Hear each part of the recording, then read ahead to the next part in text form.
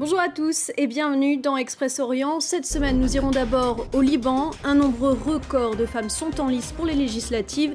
Reste à savoir combien gagneront leur place au sein de l'hémicycle. À Bagdad, les rêves de la population anéantis 15 ans après la chute de Saddam Hussein. Toute une génération d'Irakiens se désole de voir son pays s'enfoncer dans la violence. En Turquie, groupe de musique censuré, spectacle interdit, le monde de la culture est désormais muselé par le régime de Recep Tayyip Erdogan. Le Liban est l'un des plus mauvais élèves au monde sur le plan de la participation des femmes dans la vie politique. Au Parlement, elles sont actuellement 4 contre 124 hommes. Mais à l'approche du scrutin législatif du 6 mai, les candidates sont plus nombreuses que jamais à faire campagne. Les explications de Julien Cheida avec notre correspondante Carmen Djoukadar. Djoumana Haddad est l'une des 86 Libanaises à entrer dans la course électorale. Une femme libre et une candidate indépendante. Elle s'est faite connaître pour son travail de journaliste engagée pour la liberté d'expression et pour le droit des femmes. Les candidats indépendants, les femmes en particulier, ont des moyens limités. Dès l'enfance, on dit aux femmes que la politique, c'est une histoire d'hommes. Je suis candidate pour prouver que les femmes et les indépendants peuvent apporter quelque chose de nouveau. Cette autre candidate a choisi une voie plus traditionnelle. Elle se présente à Beyrouth sous l'étiquette du courant du futur, le parti majoritaire. Cette avocate de formation a l'avantage de bien connaître le travail législatif. Au cours de ma carrière, j'ai travaillé sur des textes de loi qui concernaient la condition des femmes. Ce n'est pas normal qu'une assemblée remplie d'hommes puisse discuter de ce qui concerne les femmes. Présentes en nombre sur les panneaux électoraux de la capitale, les Libanaises le seront-elles au Parlement? Car le Liban reste un pays marqué par le patriarcat. Lors des dernières élections en 2009, il n'y avait que 12 femmes candidates, ce que regrettent certains hommes libanais. Les femmes sont partie intégrante de notre société. La femme est l'égale de l'homme et je pense qu'elle peut être une meilleure politique. Certaines députées libanaises ont repris le poste de leur mari ou de leur père décédé. Mais cette année, elles pourraient être directement élues, ce qui marquerait un tournant dans la politique libanaise. Pour approfondir ce sujet, j'ai le plaisir de recevoir Maïsaloun Nassar, journaliste spécialiste des questions des femmes sur notre chaîne arabophone. Maïsaloun, 86 candidates, ce chiffre est un record. C'est la première fois dans l'histoire du pays du Cèdre qu'autant de femmes se présentent à des élections.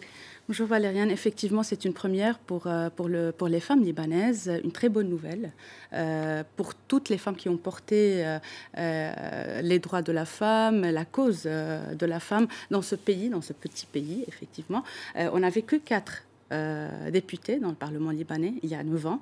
Aujourd'hui, peut-être qu'on aura la chance d'avoir plus de députés dans ce Parlement, dans un pays où la femme ne peut pas donner la nationalité ni à son fils ni à son mari. Du coup, d'un point de vue positif, c'est un progrès pour les femmes libanaises. Justement, ces femmes, si elles sont élues, quelles sont leurs propositions? Qu'est-ce qu'elles pourraient amener à la société libanaise? Qu'est-ce qu'elles pourraient changer? Ça dépend de chaque candidate, de chaque liste, parce qu'aujourd'hui, avec la nouvelle loi des élections parlementaires au Liban, il y a des listes. Et on a au Liban, donc, on a les partis traditionnels, où on trouve des listes avec des femmes, et on a les partis qui présentent les mouvements de la société civile. Et dans ces listes-là, de la société civile, on trouve plus de femmes qui viennent de plusieurs backgrounds. C'est-à-dire, on a des femmes qui sont des expertes dans le pétrole, on a des femmes qui sont des journalistes très connues. Donc pas forcément des femmes qui sont issues des partis traditionnels? Non, non. Et on a ça et on a ça. On a les deux. Ce qui fait que c'est plus riche. Mais en même temps, aujourd'hui, est-ce que les électeurs vont comprendre cette richesse? Est-ce que pour eux, il y a une différence entre une femme qui vient d'un parti politique traditionnel et une femme qui vient d'une société civile? On ne sait pas. Justement, les électeurs, vous pensez qu'ils ont encore des réticences à porter des femmes au pouvoir? Malheureusement, aujourd'hui, selon les sondages qui sont faits par plusieurs entreprises et plusieurs chaînes de médias locales, apparemment, l'opinion publique n'est pas prête toujours à donner à la femme les clés du pouvoir au Liban. C'est toujours dans la mentalité des gens, une femme ne peut pas faire ce rôle. La politique, c'est pour les hommes. Donc, on va voir.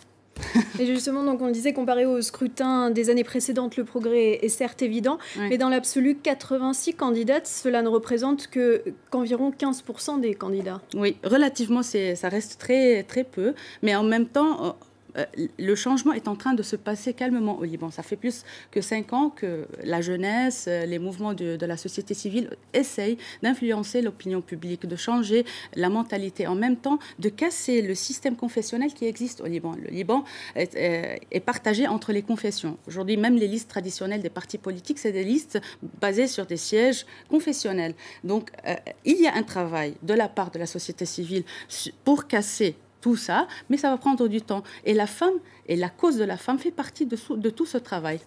Pour conclure, Maï Saloun, ces femmes candidates ont-elles de sérieuses chances d'être élues ? C'est la question qu'on va voir. Je ne sais pas. Malheureusement, aujourd'hui, au Liban, dans un pays comme ça, il n'y a pas de vrais sondages qui peuvent nous dire si ça va être le cas ou pas. Aujourd'hui, les gens, ils sont en train de miser sur est-ce que la société civile va casser les partis politiques traditionnels et avoir des sièges au Parlement. C'est ça la question. Et si jamais ça arrive, on va avoir plus de femmes au Parlement parce que les listes de la société civile contiennent plus de femmes.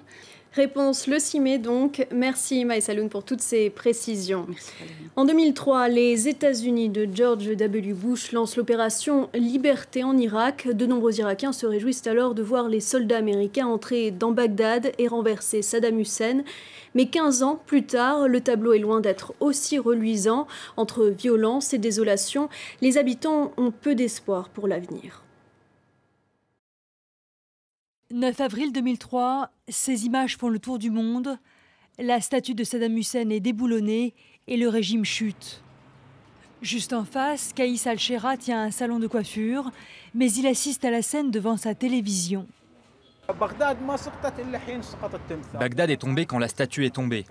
Vous savez, Saddam était l'homme fort, celui qui contrôlait tout. Les gens pensaient qu'il avait des armes chimiques et qu'il allait les utiliser. Les gens avaient peur.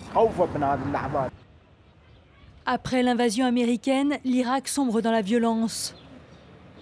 Abou Ali, 61 ans, a perdu 3 fils dans des attentats en 2007 et en 2013. La situation actuelle n'est pas prometteuse. Chaque parti a sa propre opinion, la sécurité n'est pas très bonne et les politiciens n'aspirent qu'au pouvoir. C'est toute une génération qui est touchée par les conflits. Le système éducatif n'est pas épargné avec le départ de nombreux enseignants.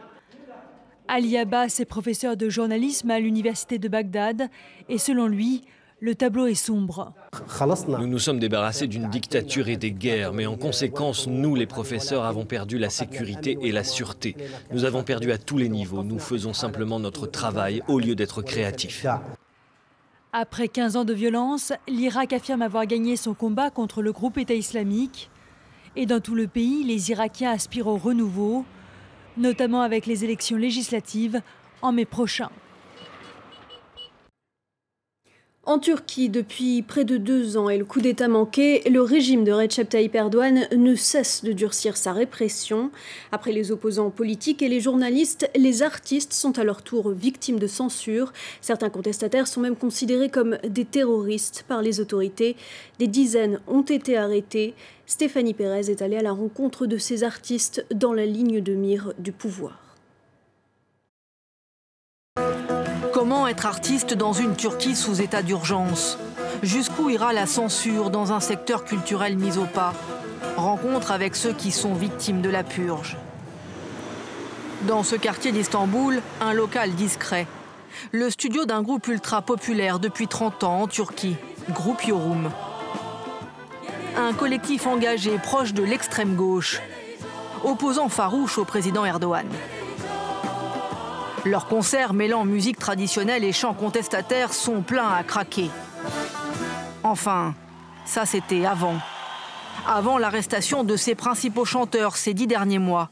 Ce sont leurs amis choristes qui nous les présentent. Helin Bölek, Fırat Kıl, Seher, adı güzel. Il y a 10 membres du groupe en prison. Et des mandats d'arrêt ont été délivrés contre plusieurs autres. Le gouvernement veut nous faire taire, mais on ne se taira pas. Pour le pouvoir turc, ces musiciens sont des terroristes, trop révolutionnaires. Certains membres encore en liberté figurent sur cette liste des personnes recherchées par la police, au même titre que des djihadistes. 60 000 € de récompense à ceux qui les dénonceront. Ce matin-là, Bahar, une des chanteuses emprisonnées, a réussi à joindre son amie au téléphone. Est-ce qu'il y a eu d'autres arrestations dans le groupe? Oui, la fille de notre copine Choukriye. La police est venue chez elle hier soir. Elle est en garde à vue. La police intervient régulièrement de façon musclée dans leur local. Des musiciens trop à gauche dans le viseur du gouvernement turc, tout comme une grande partie des voix discordantes. Depuis la tentative de coup d'État de juillet 2016, le président Erdogan justifie les arrestations et les limites à la liberté d'expression dans des termes sans équivoque. Avant tout, nous arracherons la tête de ces traîtres. Au nom de l'état d'urgence, un contrôle sur la société qui va se nicher dans les détails les plus innocents en apparence. Nous avons rendez-vous chez Güne Marlen, un chanteur pop qui se fait discret ces jours-ci. Lui est censuré comme 200 autres artistes par la radio nationale turque. Objet du litige, cette phrase dans une chanson sur le bonheur. En dansant, on renverse du vin sur la table, chante-t-il. Une allusion à la boisson considérée comme apologie de l'alcoolisme par le gouvernement. Moi, je ne peux pas lutter, mais c'est tellement absurde qu'en 2018, il puisse y avoir de la censure pour une phrase sur du vin. Et ça a un impact sur le vivre ensemble. Avant, ceux qui étaient religieux, qui ne buvaient pas d'alcool, cohabitaient sans problème avec les autres. Avec une telle interdiction, on fracture la société. Dans son dernier rapport, l'ONU ne mâche pas ses mots sur la situation en Turquie. Selon les Nations Unies, l'état d'urgence a conduit à la restriction grave et arbitraire des droits de centaines de milliers de personnes dans le pays. Voilà, c'est la fin d'Express Orient. Merci d'avoir été avec nous. Et n'oubliez pas que vous pouvez retrouver cette émission et toute l'actualité du Moyen-Orient sur notre site internet france24.com. À bientôt.